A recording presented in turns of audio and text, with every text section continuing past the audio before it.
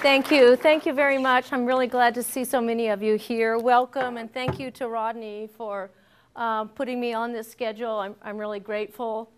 I want to thank the Nez Perce people that were so generous in letting me interview them and trusting me with their stories. And I've tried my best to not make mistakes, but undoubtedly I have, and I take full responsibility for that. This article, or my talk comes from an article that was published in this book, which is called American Indian Performing Arts, Critical Directions. And I dedicated the article to Silas Whitman, a tribal member who really spent the most time with me and was the most adamant about wanting the public to really get to know this story. I dedicate the article to him and also this talk today. So this is the Sound of Survivance, Nez Perce Indians playing jazz. What I want to do is talk to you just for a few minutes, show you some of the sources and resources that I draw upon to pull my research together, and then I'm going to read a short version of the article while we look at some photographs. So I want to start with some theoretical influences on my take on this phenomenon of Native Americans or American Indians playing jazz starting from about 1910 through the 1950s or so. One of the most important theoreticians for me is an Acoma Pueblo poet, writer, thinker, activist, Simon Ortiz, and particularly in his very early article, Toward a National Indian Literature, Cultural Authenticity and Nationalism. And this is what he says. This is the crucial item that has to be understood, that it is entirely possible for a people to retain and maintain their lives through the use of any language or music. There is not a question of authenticity here. Rather, it is the way that Indian people have creatively responded to forced colonization. And this response has been one of resistance. And he says that as a Pueblo man who, like other Pueblo Indians, grew up under the domination of the Spanish, which essentially colonized the Pueblo people in the late 1680s.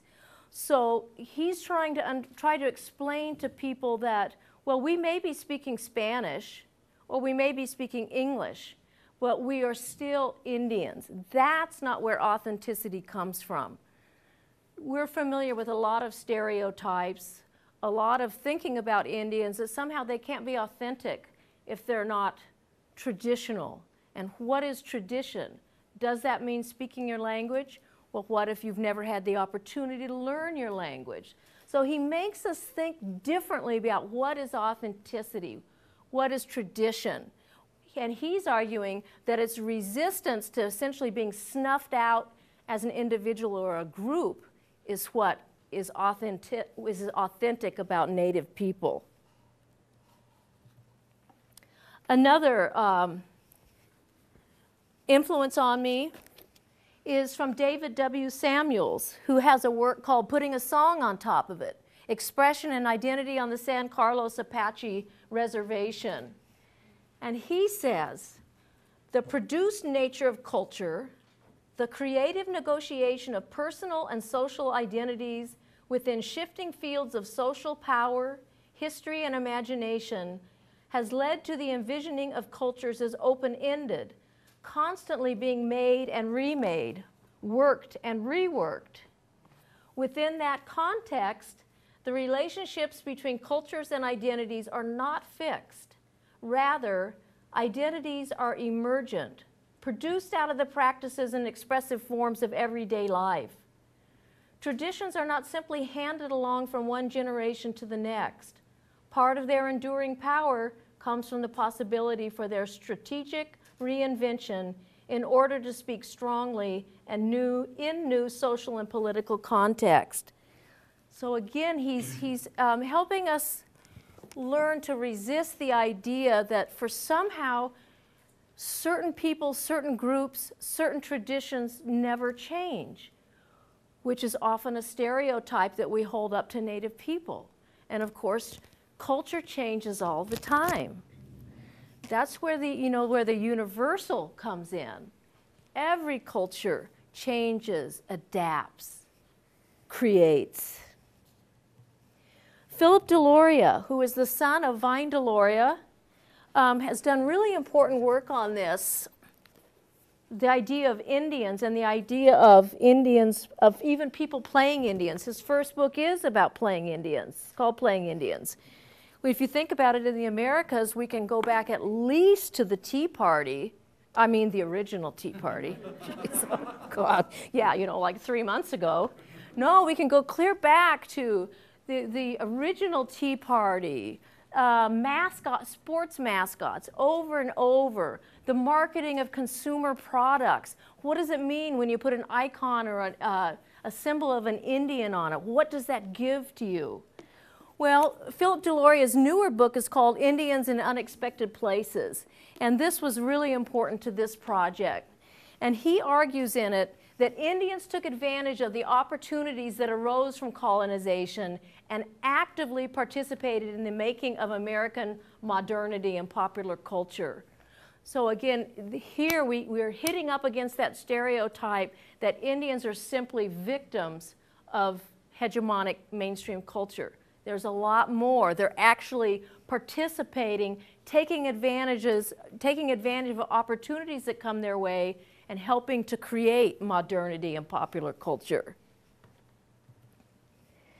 Another really wonderful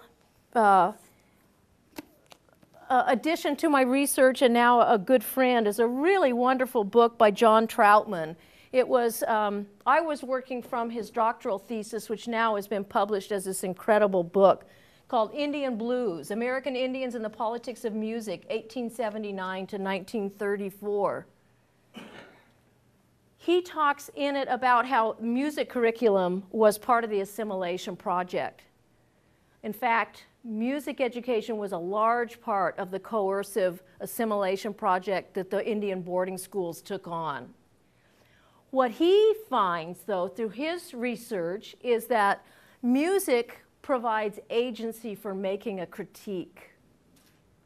Music education provides the agency for both individuals and groups to make a critique. And make a critique they did. I'll quote John. "The primary weapons of critique that these musicians wielded were those unwittingly provided by the school's music curricula. Not only did they learn a command of Western styles in their lessons on the saxophone, they also received training in the arts of, quote, Indianness, which taught them to play into the imaginations of their non-Indian audiences." And John defines Indianness as the shifting, stereotypical perceptions of Indians by non-Indians. The ideas that white people or the dominant culture may have about what is an Indian. Another great source for me that I would highly recommend to you is a book by Joel Pfister called Individuality Incorporated, Indians and the Multicultural Modern. He investigates whether historically specific ideas about individuality have operated not as weapons against conformity, but rather as ideological systems of conformity, training, forcing, persuading, or bribing persons to act as, quote, individuals in certain molds beneficial to some and perhaps detrimental to others. And he looks specifically at the boarding school system and project, reminding us of something Raymond Williams said about the idea of individuality, that it is a social form of subjectivity production that must itself be explained historically and politically. The cultural category of individuality does not exist or exist in the same way in all cultures, at least not yet. So he reminds us that these things that we might take for granted as being universal, like individuality, is actually very situated both culturally, historically, and politically. Makes us question our assumptions. Are we really all alike? Are we really all operating with the same values and belief systems? And as I said, Pfister's book looks specifically at the forced individuality at Carlisle boarding school. And I'm sure you're catching the irony there. How ironic that we must be forced to conform into individuals, right? It's very paradoxical. You might start to think, perhaps, well, gosh, the kind of group feeling we have, or this group identity, must in some way be threatening. So Pfister says that performance skills were one of the most valuable and powerful skills that students learned at the boarding school, and that performance skills, like Trautman, created agency. Quote, students learned to play two key roles: how to act the white imagination of Indian and the role of the white individual. To the degree that Carlisle students also came from cultures that taught them the importance of gaining access to power, performance skills added up to a strategically flexible empowerment, which could be shared with the tribe at home rather than a standardized assimilation to a fairly fixed, rigid, orthodox concept of U.S. capitalist individuality. So he's saying there's much more going on there than simply teaching Indians how to buy into the capitalist system where working for a wage becomes your main form of how you spend the time and what you get your satisfaction from. Because clearly that was not at all what tribal people found meaningful in life. And I'm sure some of us sometimes question whether that's all there is. Gerald Visitor, finally, is the Anishinaabe thinker, writer, poet who coins the term survivance, which is now so prevalent in resistance theory and in Native American studies. And I've just tried to make it its most simplest form: the resistance to and survival of domination, or survival, endurance, and the repudiation of domination. Survivance explains the continuance of the people who were not expected to survive. And we see survivance all through various forms of Native American life, politics, and cultural expressivity. Some of you who know the poet Jo Harjo realize I'm kind of riffing on one of her poems, The People Who Were Not Expected to Survive, because the idea was to completely assimilate you into American culture, whether it might be forms of genocide, forced assimilation. You need to take on our value system, our religion, our language. All of those were intended to make the tribal person and group dissolve into this Western individual. And the incredible thing, the richness, comes from the fact that all these people did survive in various rich and dynamic and creative ways. Not all survived, I should say. And there is the tragedy. So, Carlisle Indian School was the first major Indian boarding school. Opened in 1879 by General Henry Richard Pratt. The logo, the motif, the motto of the school was "Kill the Indian, save the man." So at this point, I'm going to start doing a little bit of reading, and then I'll show you pictures, some photographs as I go through. So this is the Sound of Survivance, Nez Perce Indians playing jazz. The title of my presentation is a line from a poem written by Standing Rock Sioux poet Tiffany Midge called "What is the Sound of America?" She wrote it after she and I met Silas Whitman and began learning the stories of the Nez Perce jazz bands in the early 20th century.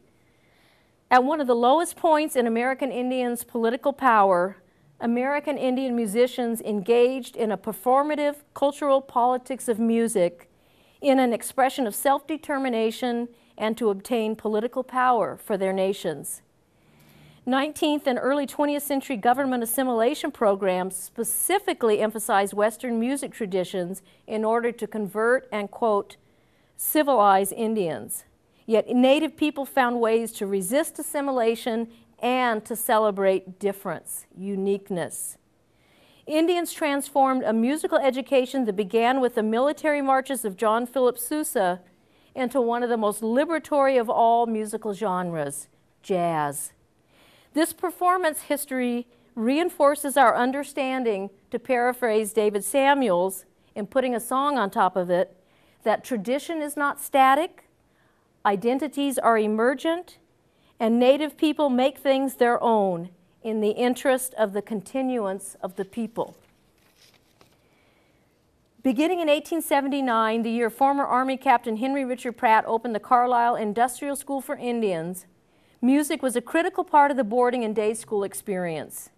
In Indians in Unexpected Places, Phil Deloria reports that, quote, bands, orchestras, choruses, music lessons of all types, these were among the signifiers of civilization, end quote, and that it is impossible to overemphasize the importance of the various programs that sought to use music to assimilate Indian children.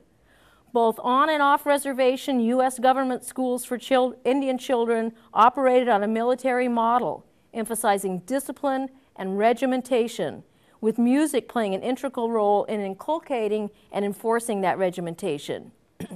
In Indian Blues, John Trautman writes that music filled the grounds and the halls of Indian boarding schools from morning until night, but perhaps the most central music organization in the schools, and certainly the loudest, were the brass and marching bands. Discipline and regimentation were of the highest educational priorities, as American Indian people at this time were often seen by the Office of Indian Affairs as lazy and undisciplined. Marching bands were regarded as a perfect vehicle for instilling such discipline.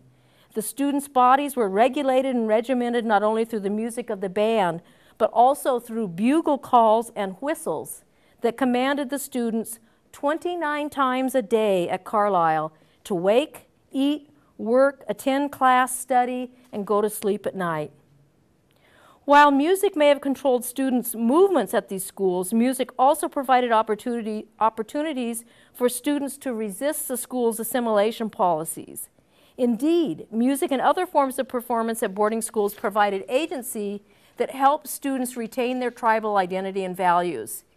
In Individuality Incorporated, Joel Pfister argues that performance understood broadly was one of the most important and valuable skills students learned at these schools. According to Pfister, mainstream culture's turn to anti-modern primitivism in the early 20th century made the performance of, quote, Indianness attractive and advantageous for those who could perform it. According to Pfister, boarding school students received an education in performance, strategic experience in the cultural work of performing both Indian and individual. The music education the students received and revised ultimately contributed to more humane policies toward Indian peoples in the form of the Indian Reorganization Act of 1934. Trautman argues that music in various ways provided American Indians in the early 20th century with a cultural legitimacy that both empowered them to assert a public voice and enabled them to forge a modern Indian identity. I quote, during a period when Native values and cultural traditions were often suppressed by assimilation policies and the media largely ignored Native voices, a number of American Indians were able to access government officials, influential non-Indian audiences, and the press through musical performances. Although by the early 20th century, stereotypes of Indianness permeated the public imagination as well as infiltrated the federal Indian boarding schools, in many cases, Native musicians, excuse me, used the pervasive concepts of Indianness in popular culture in order to further their own goals, ambitions, or political agendas.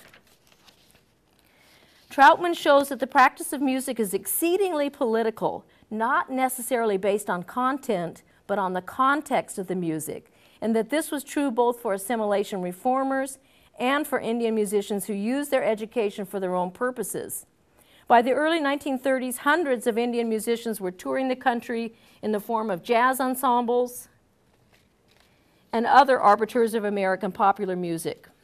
Throughout this time, Native performers, often performing Indianness, complicated and challenged notions of ethnicity, race, and citizenship through their practices of music. These performances represented Native histories and identities in ways that challenged the pervasive notion of the vanishing Indian, Indians as confined to the 19th century, or Indians as somehow not actively participating in contemporary American life. Nez Perce Indians in Idaho were fully a part of this movement.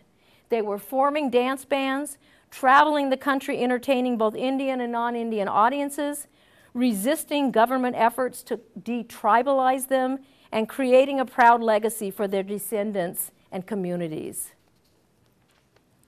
So, like other tribes, the Nez Perces had musical traditions and repertoires at the very center of their traditional culture. Their introduction to European music began through Euro-American explorers, with missionaries in 1836, and then through a boarding school that opened on the Nez Perce Reservation in 1872. Anthropologist Alice Fletcher allotted the Nez Perce Reservation for the U.S. government and was a fervent supporter of Pratt and his Carlisle School. She urged the superintendent of the school at Lapwai, the agency headquarters, to procure instruments for a school band for Nez Perce students, and she also recruited many Nez Perces to Carlisle and other federal Indian schools. These students eventually returned to the Nez Perce Reservation with skills that they passed on to their children.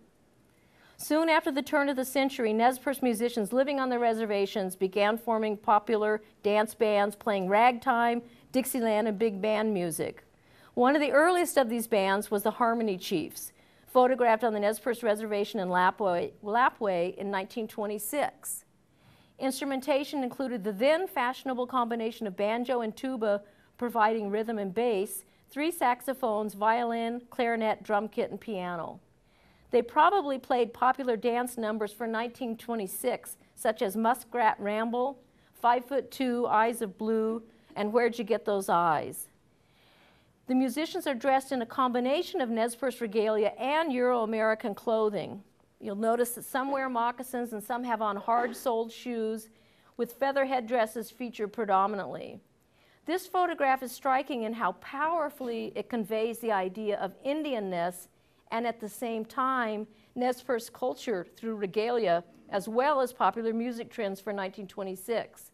Taken 2 years after Indians were made citizens by the U.S. government, the photo seems to also support Trautman's claim that Indians utilized their citizenship for their own purposes and to convey complex bicultural identities.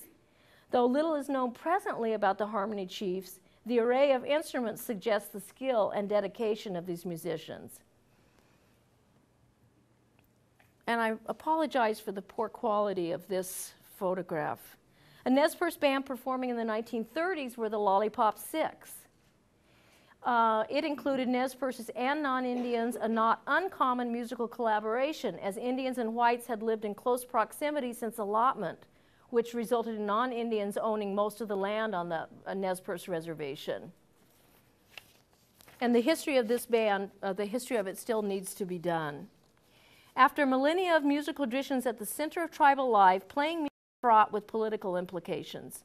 Tribal member Silas Whitman recalls stories his elders told him of the marching band at Fort Lapwai and the school there. It was a bad memory for those who were forced to march and to conform, yet at the time, traditional music was outlawed, and this was the music that people were allowed to play. According to Silas, you had to make the music your own in order to express your deep feelings through it. Silas is adamant that the boarding schools did not create the Nez Perce jazz bands.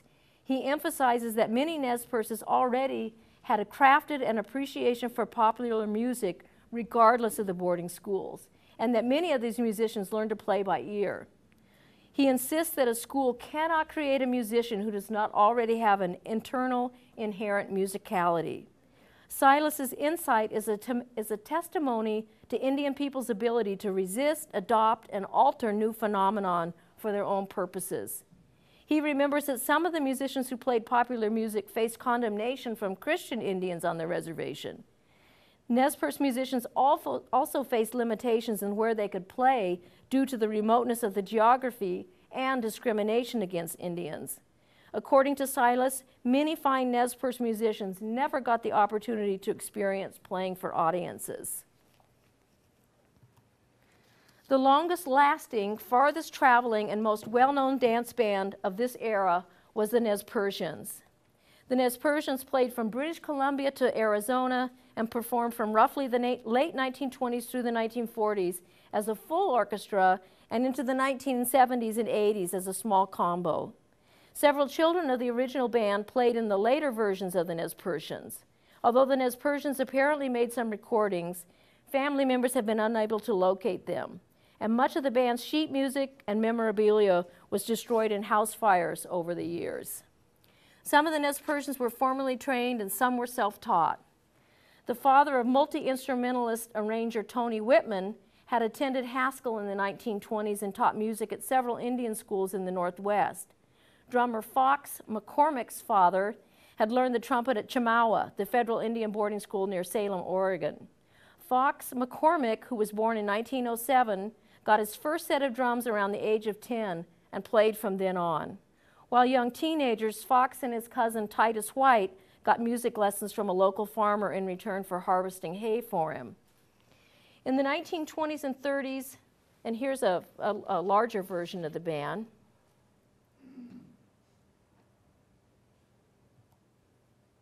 In the 20s and 30s, the Nez Perceans traveled widely, playing college dances and in nightclubs throughout the North and Southwest.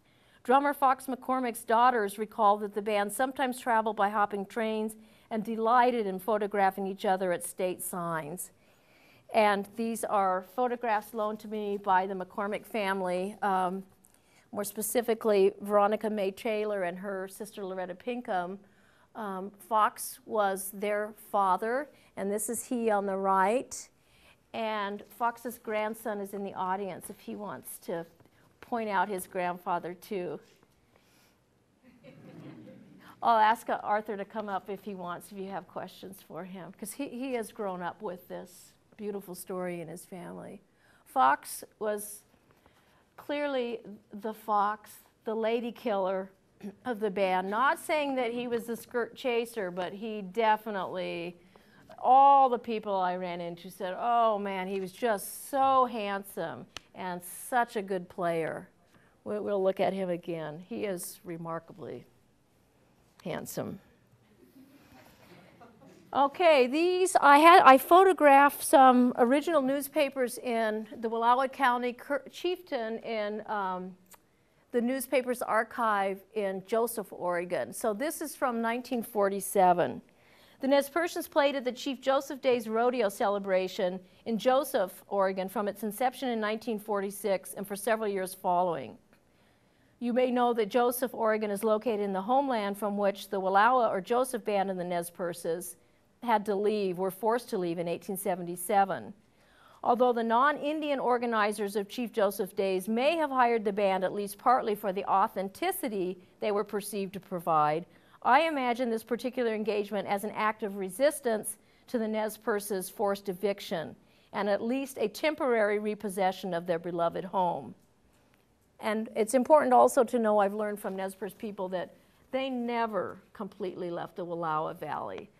They always snuck back, often without being detected by the white settlers that had taken over the land. And then they also went regularly to Chief Joseph Days and played a really large part in that rodeo festival. Children of the Nez Perceans recall that band members had high expectations for themselves and that the band was popular because it was so good. In addition to being highly proficient on their instruments, they took pride in representing the Nez Perce people in a dignified way in a region where anti-Indian sentiment off reservation had never been very subtle. The band usually performed in dress shirts and pants for their home audience and in regalia when playing off-reservation engagements. The daughters of Titus White and Fox McCormick report that their mothers sometimes dressed in buckskin dresses and sat on stage on either side of the band performing as, quote, good little Indian girls.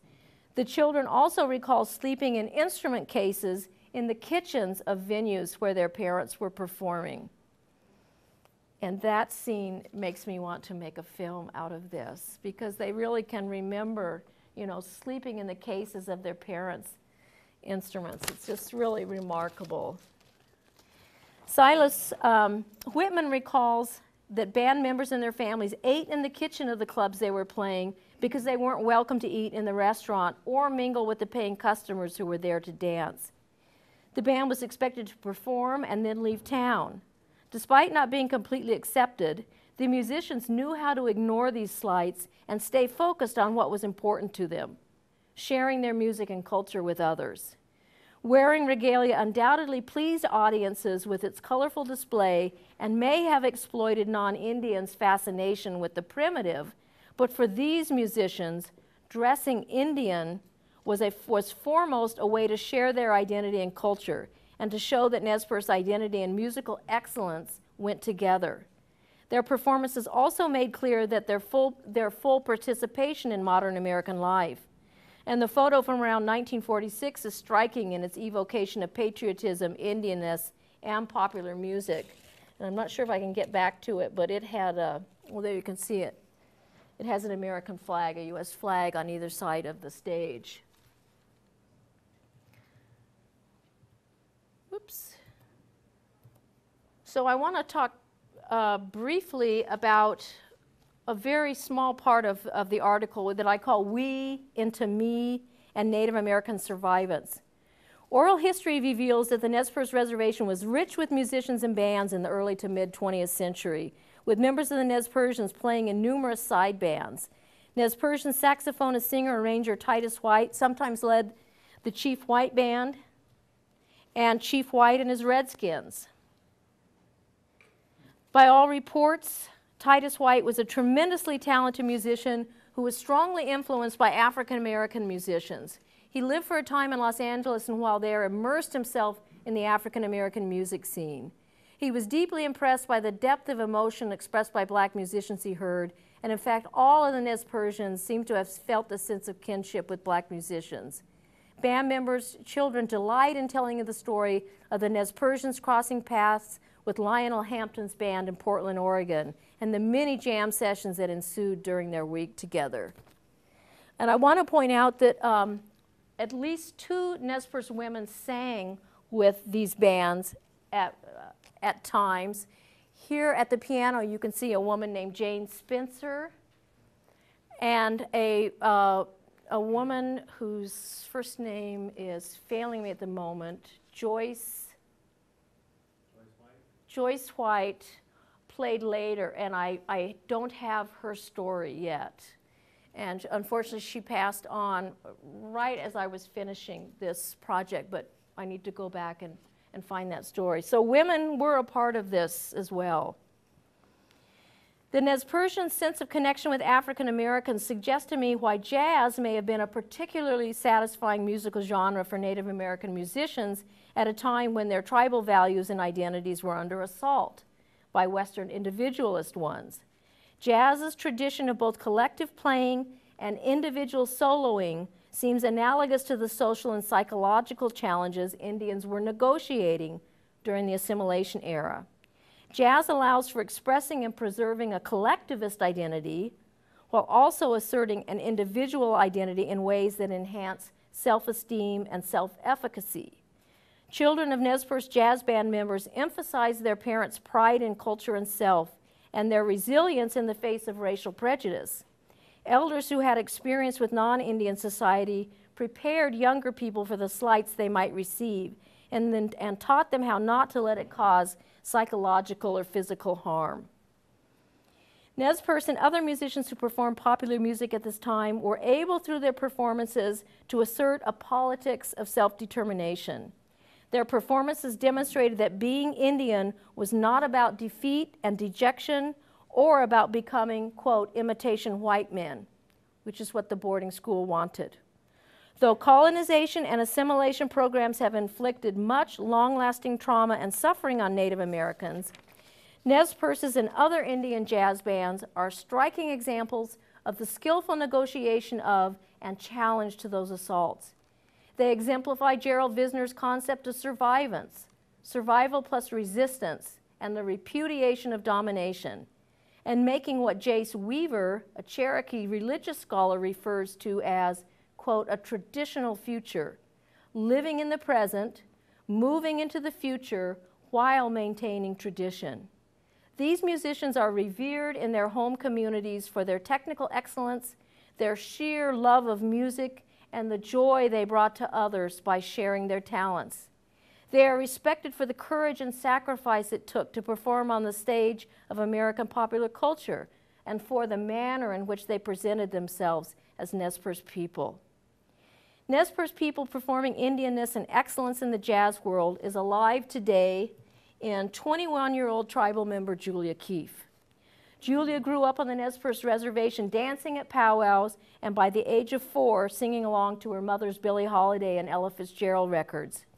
After winning Outstanding Vocal Soloist honors in 2007 at the University of Idaho's Lionel Hampton International Jazz Festival while a senior in high school, she went on to the University of Miami, where she graduated just last week with a degree in vocal jazz performance. Julia believes the Nez Perce jazz bands in the 1930s and 40s who wore headdresses and traditional clothes while performing, quote, typically white music were making a huge statement. And she says, they were saying, I am Native American and I am playing jazz. Music is a part of me and being Native American is a part of me. Now I'm going to play a totally awesome song. Julia says she feels the presence of her ancestors when she sings and also those who will come after her. Quote, we're all connected by music, she says. In addition to a career as a professional jazz performer, Julia plans to share her education and talent to inspire and teach other young Native people. And so the tradition continues. And I want to tell you, her father just sent this to me, the flyer for her senior recital at the University of Miami last week in Coral Gables, Florida. And I want to tell you what she's also doing here. Well, she won Outstanding Vocal Soloist in 2007 here. In 2009, she had put together a selection of songs made famous by Coeur d'Alene jazz musician Mildred Bailey and performed that program at the Smithsonian's National Museum of the American Indian. And then, as you know, has just finished her degree in vocal jazz performance. She's also really busy now trying to get Mildred Bailey into the Jazz Hall of Fame. Mildred Bailey was born in Tico, then moved to Spokane. She and her brother Al met Bing Crosby and were really influential in Bing Crosby's career. She was the first female big band singer. She influenced Billie Holiday, Ella Fitzgerald, and many others. And Julia is also trying to get the Idaho legislature to pass a bill that will recognize Mildred Bailey as not only a really influential, foundational jazz musician, but as an Indian. Her Indian heritage has of yet not been acknowledged. And this is really important to Native people as a whole, is that their contributions be acknowledged, but also their Indian identity, which is still a very important part of their identity and thus their contributions. If you want to know more about Mildred Bailey or Julia Keefe, I included the kind of the websites, whereismildred.com and juliakeefe.com. And I thank you very, very much.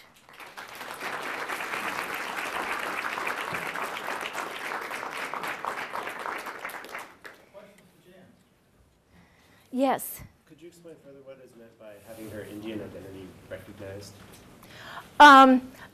It can be as simple as when somebody writes a story about this influential jazz performer and stylist, that she is a Coeur d'Alene Indian, that she's a member of the Coeur d'Alene tribe.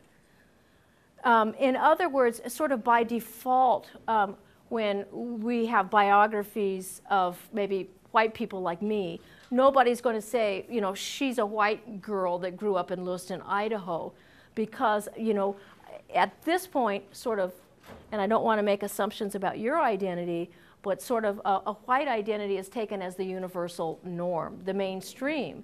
And although Mildred Bailey, like many Indians, are of mixed ancestry, she doesn't want, and no Indian really wants to have that part of their identity stripped away or not included. So it's more like sort of present a new public identity for her rather than, I was wondering whether it was some sort of legal status or something. Oh, no, it's not a legal status. It's simply having her Indian identity acknowledged as part of who she is. When she's, for instance, there is a postal stamp of Mildred Bailey, but they're in the whole description of why she deserves to be on a postal stamp. There's no inclusion of her Coeur d'Alene identity. Okay. So it's returning what has been made invisible, in a way. Yes? Where can we find recordings of some of these dances? When you know, that's what we're all looking for. We can't find them. It's very difficult. As I said earlier, a lot has been lost in house fires. Even trying to communicate with all of the, the ancestors, the children and grandchildren of these tribal members is kind of a feat in itself. And then to try to ask them to just go through all their stuff. I don't know. I wish I knew, and I hope we can. Arthur, do you have anything to add to that? No, we're all on the look for those recordings. Yeah. Even the sheet music. Even the sheet music. Yes, even the sheet music would be, because if you come tonight, Silas Whitman will tell you about, he watched his father spend hours and hours at the piano notating how he wanted the different parts to be played, and to just get these people's handwriting on the sheet music would be of enormous value. Well, do you know if the music was, in what way the music was influenced by native traditions? I mean, was there a confluence of music in the musicality of it? Well, from what I've asked, and you can ask Silas, he doesn't think so in a real specific way. But what a lot of research is being done that is not common knowledge yet about jazz itself, and that is the influence of stomp dance rhythms to the rhythms of jazz itself. We tend to, when we think New Orleans, we tend to not think Indian people, but actually there were Indian people all through the South and Southeast, and there's still many tribes there today. So if you listen to stomp dances, and this is when the dancers have all kinds of shells and things, as part of their regalia. So as they dance, the shaking shells makes the rhythm, and it's like listening to jazz. So this helps us to understand jazz is not just a confluence of European and African American musical traditions coming together in New Orleans, but American Indian traditions as well, and at least fundamentally in some of jazz rhythms. So, any other questions, ideas? Any more preview for what may happen tonight? I don't know. I don't know. We don't know how many people are going to be able to make it up tonight, and I can tell you that although the children that are coming, they're not children anymore. I did ask them to play because they were all musicians too. And in fact, Silas Whitman and Leroy Seth played in later versions of the Nez Persians. And they can tell you some of their exploits and experiences. And this was a way to pass it through generation and keep the band going. But they're not playing. They have back problems, and they have issues of aging, so they're not able to. That's what I'd really hope for, is that they would actually be able to get a band together, but it ain't happening. Will you tell us again when and where tonight? 7 o'clock right here, Whitewater Room. So I have a feeling that, and there may be as few as 2, maybe 2 or 3. So it's going to be really nice and intimate. Ask questions and talk with them. It will mean a lot to them. This is a really important part of their history and personal identity as well. Yes? Have you considered how the act of resistance and survival in this instance is similar to the act of resistance and survival of other minority cultures who have been dominated, such as slavery, such as, gaze, such as any number of subcultures within the American fabric, Absolutely. where they try to assert some element of identity and individuality even while fitting in with Oh, absolutely. And you know, slave culture would be what I have most experience with. But music was fundamental to not only being able to make it through the day while you're working as a slave, but also to create a way to make Christianity, to see yourself in Christianity. And that is the slaves' creation of the spirituals, which was, when they heard the Old Testament, it was like, wow, does this seem remarkably similar to what we're going through here? So the creation of the spirituals was a really important way of resisting and surviving. Same with sewing and quilts. You know, and you had to find a way that the master doesn't understand exactly what you're saying, because then you become a threat. So you make a quilt really nice, but it's the Underground Railway. It's like, this is the map for getting out of this place. So those would be, these two are the ones I have most familiarity with. I don't know gay culture that way. But I think there's a great book by James C. Scott called Hidden Transcripts, Domination and the Arts of Resistance. And I can't, you know, suggest it strongly enough. It's just a fantastic book for understanding how do people figure out to not be just really squished out totally, psychically, emotionally, physically, under really horrific situation of domination. The human spirit is so remarkably strong that they're always, you have to find a way.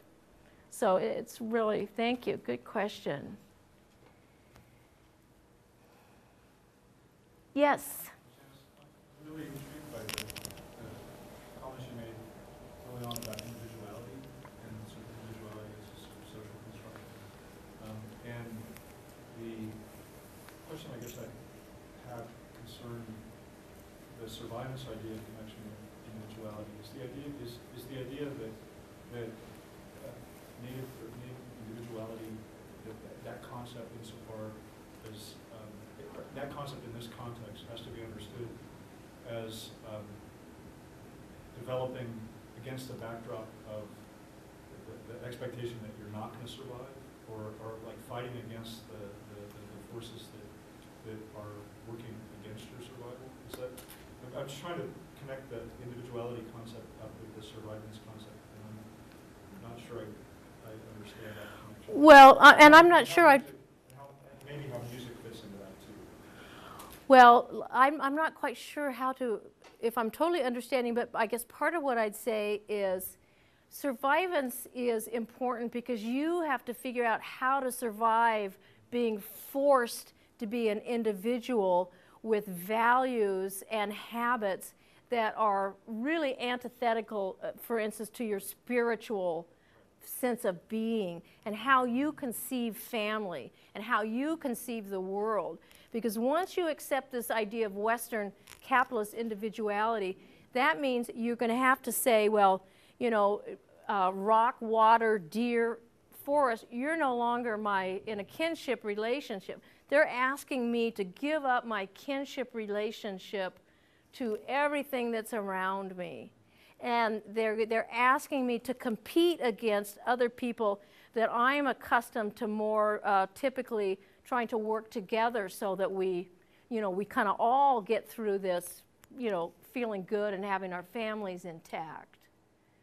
So it's, is that kind of helpful? There's the sort of Western capitalist notion of individuality. Right? Are you arguing that there's not a similar, or not a sort of culturally different, but similar sort of notion of individuality? I would say there's a different one. A different one. Because I'm not saying that Indian people don't think of themselves as not a part of the group, their family and their group. It's really interesting if you would just think about how hunting, the way you comport yourself at war, these are very important ways to gain status, specifically importantly as an Indian male traditionally. So certainly you have individual pursuits, but that's not the same as a capitalist individual patriarchal man that the boarding school wants you to be. Does that kind of help? Thank you, Anthony. Yeah, this is kind of relating to an earlier question, I feel, but how do you see resistance culture or survivance culture existing today? Do you see that it's on the increase? Is it decreasing? It's absolutely increasing. And how is it showing itself today? Oh gosh, how would I enumerate the many ways? Most of the Indian students here, for instance, I think I can kind of make a generalization, have a goal of somehow contributing to their family's well-being and their tribe's well-being. I mean, that's the difference about individuality, where most of us were not expected to go away to college, come back home, and help our family and our community get healthier, where for Native people it often is. When you think about the incredible number of the political participation, active political participation, gosh, it's kind of all over the place. I don't even quite, do you have any ideas, Arthur, that you might see it? I mean, well, if he wants to share, I mean, you know, Arthur is a very highly respected, very important tribal member. He's been served on the tribal council. He's also working on, he's gotten his master's, he's working on a PhD, he's our tribal liaison. But is he resisting, or should we say, is he interested, is he invested in survivance?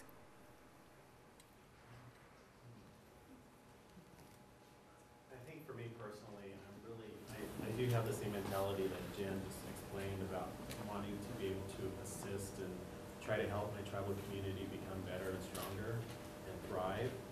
And so I think that's probably my end goal, is that, you know, what I do here is trying to help tribal people.